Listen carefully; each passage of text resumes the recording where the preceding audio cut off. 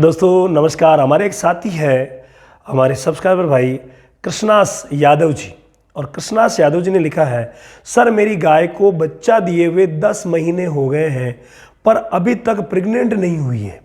बच्चा दिए हुए 10 महीने हो गए हैं, अभी तक प्रेग्नेंट नहीं हुई है। 4 बार एआई करवा चुका हूँ, 3 बार सफाई भी कर चुके हैं, प्लीज़ हेल्प करें। गायनारिस भी लगा चुके हैं। तो देखिए, सफाई, एआई, गायनरिस, बहुत सारा काम यहाँ पर हो गया, लेकिन कुछ चीज़ें जो बची हुई है उनमें से मैं आपको करवा देता हूँ। पहला काम यहाँ पर करवाया जाएगा, अच्छी सी डिवॉर्मिंग करवाइए, और कोई सी भी जो मिनरल्स वाली गोलियाँ होती है ना, जिनको हम बोलते हैं मल्टी मिनरल की जो गोलियाँ आती है, बोलस आती है, वो बहुत ज़्यादा ज़रूरी है। तो डिवॉर्मिंग करवा करके ये करवा दी जाए। अब एआई बार बार हो रही है, लेकिन क्या एआई जिससे की जा रही है वो सीमन सही है क्या? तो सीमन की भी जांच होना बहुत ज़्यादा ज़रूरी है। तो सीमन की जांच आप करवा लीजिएगा कि सीमन सही है कि नहीं है, और जो अच्छे अनुभवी व्यक्ति हैं तो फिर सीमन सही मिलेगा, कोई दिक्कत नहीं आएगी। लेकिन यहाँ आपने गायनरिस लगाया, जो कि एक प्रकार का गोनाडोट्रोपिन रिलीजिंग हार्मोन है, जो कि एफएसएस और एलएस को निकलवाता है, यानी कि अंडे को वो निकलवाने का काम करता है।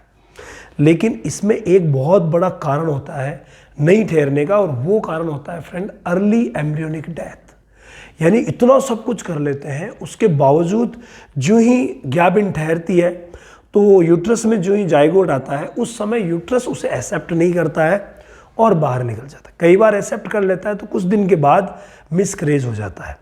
तो ऐसी तकलीफ़ों से बचने के लिए एक चीज़ मैं आपको बताऊं, और वो है धनिया। ये जो धनिया पाउडर है ना, ये इस परेशानी के लिए बहुत ही अच्छा रहेगा। धनिया पाउडर या धनिया आप हरा भी ले सकते हैं। अगर आप धनिया हरा लेते हैं तो हरा धनिया जो है वो आपको लेना रहेगा 250 ग्राम या 200 ग्राम रोज, और ये आपको 3 दिन तक देना रहेगा, 3 दिन।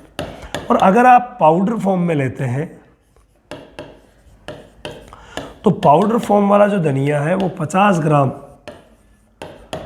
रोज आपको लेना है, और वही 3 दिन तक देना है एआई के बाद। ये बहुत ज़्यादा ज़रूरी है। जिस दिन एआई हुई उसी दिन से ये कर दिया जाता है। और तीसरा दिन जो होता है ना, उसी दिन आप अपने नज़दीकी पशु चिकित्सक की सलाह से एक इंजेक्शन आता है जिसका नाम है हाइप्रोजन, लेकिन ये सिर्फ और सिर्फ पशु चिकित्सक ही लगाते हैं हाइप्रोजन। ये हाइप्रोजन जो है ना, वो 3 ml का मास में इंजेक्शन आप अपने पशु चिकित्सक से लगवाएं।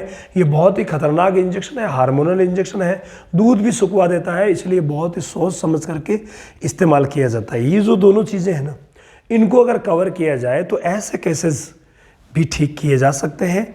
बाकी तो देखिए, इसके पीछे बहुत सारे रीजन्स होते हैं, और एक एक रीज़न को स्टडी करना पड़ता है। एक एक रीज़न को स्टडी करके और फिर उसका देखना पड़ता है कि आखिर प्रॉब्लम क्या है। ये सारी की सारी चीज़ें आपको हमारे इनफर्टिलिटी का एक कोर्स है, जो कि आपको वेट क्लास या वेट डिजीज़ में मिल जाएगा। रामावत एनिमल ऐप पर आप चले जाइए, और वहाँ से उसको ज्वाइन करके आप ऑल ओवर चीज़ें जान सकते हैं।